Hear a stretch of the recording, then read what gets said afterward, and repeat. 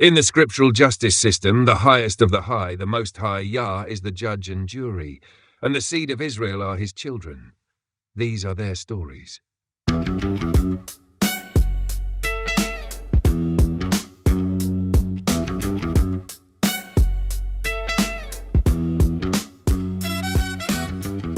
Below is the same deep, ancient, linguistic-level breakdown for the name Ahayah, done with the same standard you requested for YHWH and the Messiah's name. This will be slow, careful, double-checked, rooted in ancient Hebrew linguistics, Paleo-Hebrew, inscriptional evidence, ancient Near Eastern verbal patterns, not Western academia, not modern rabbinic filters, not church doctrine. This is the real breakdown of where Ahayah comes from, what it actually means, and how it differs from Yahweh, Yahuwah, Yahu, etc. Section 1. What Ahayah actually comes from. Ahayah comes from one verse, Exodus 3:14, where the Creator says, Ehyeh asher Ahayah, Ehyeh asher Ahayah, most accurately translated, I will be what I will be, not I am. Western translations distort the verb. The verb Ahayah, Ehyeh, I will be, I shall be, I will exist, I will become. Some groups then take the first part, Ahayah, Ahayah, phonetic English rendering, but this is not a name, this is a verb in the first-person form. Section 2, linguistic analysis of Ahayah 1. Ancient root, ha, to be, to exist, to become. 2. Form used in Exodus 3:14, first-person imperfect verb, I am becoming, I will exist, I will be, I continue to be. 3. This is not a proper name, it is Elohim speaking in first person, I will be. In Hebrew grammar, Ehyeh equals I will be, Y equals he will be, he causes to exist. When the Creator speaks about himself, first-person form, Ehyeh. When we speak about him, third-person form, Wa. This is why the ancients never called him Ahayah. They always used Yahweh in writing over 6,800 times.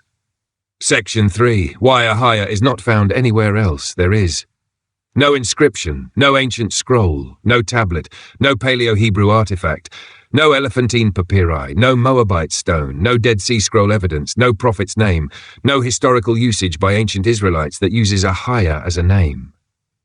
0. No early Hebrew speaker ever used Ahayah as the Creator's proper name.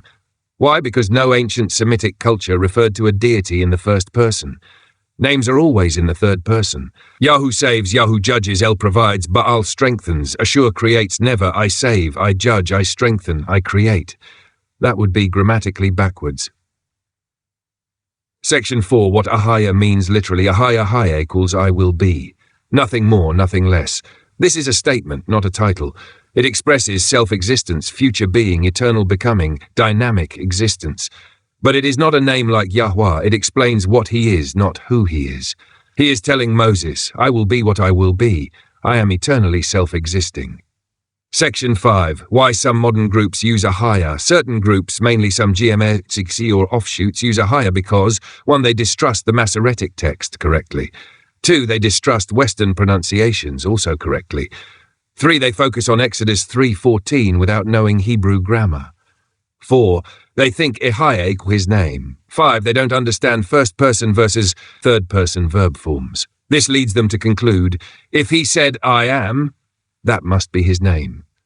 But this is a misunderstanding. Example, if I say I am hungry, people don't call me I am. If I say I am John, my name is John, not I am. The Creator says I will be because he is describing his nature, not giving his name. Then immediately after he gives the actual name, this is my name forever, Yahweh, Exodus 15. Right after saying Ahayah, he switches to Yahweh and says, this is the name you will use, not Ahayah, not Ahayah, not a verb form, only Yahweh. Section 6. Deep ancient meaning of Ahayah. Even though it is not a name, it has a deep meaning. Ahayah equals I will be, I will continue, I will exist without depending on anyone. It emphasizes eternal self-existence, unchanging nature, limitless becoming, infinite presence, timelessness, the Creator's independence. This is a theological revelation, not a personal name. It explains his nature, but not his covenant name. Section 7. Why Ahayah cannot be the name. 1. It's first person. Names are always third person. The Messiah's name is Yahusha, Yahu saves, not I save. 2. No ancient Israelite ever used it as a name, not once. 3. It appears only as a verb, never as a name. For immediately after saying Ahayah, the Creator tells Moses his actual name, Yahweh. Exodus 3:15 proves this. 5. All prophets used Yahweh, never Ahayah. Think Eliyahu, Yeshayahu, Yirmiyahu. If Ahayah was the name, their names would instead be Ahayah, Ahayah, Yirmiyahu, Ahayah. But no one in Scripture ever has that structure, because that is not the name. Section 8. The final truth about Ahayah. Ahayah equals I will be. It is a description, not the covenant name. Yahweh equals he will be, he causes to be. This is the covenant name. First person, Creator speaking about himself, Ehyeh equals I will be. Third person, human speaking about Yahweh equals he will be, he causes to exist. That's why the Messiah's name carries the Yahu form, not Ahayah. Final summary equals I will be. A statement, a verb, not a name, never used by Israelites, never found in inscriptions, not third person, not the covenant. Name Yahweh, Huah Yahweh equals he exists, he causes to exist. Covenant name used 6,800 plus times, found in Paleo-Hebrew inscriptions, built into prophet names used in ancient worship, third-person form, the true name of the Creator. Messiah's name equals Yahusha, Yahoshua, meaning Yahuwah saves. Everything lines up.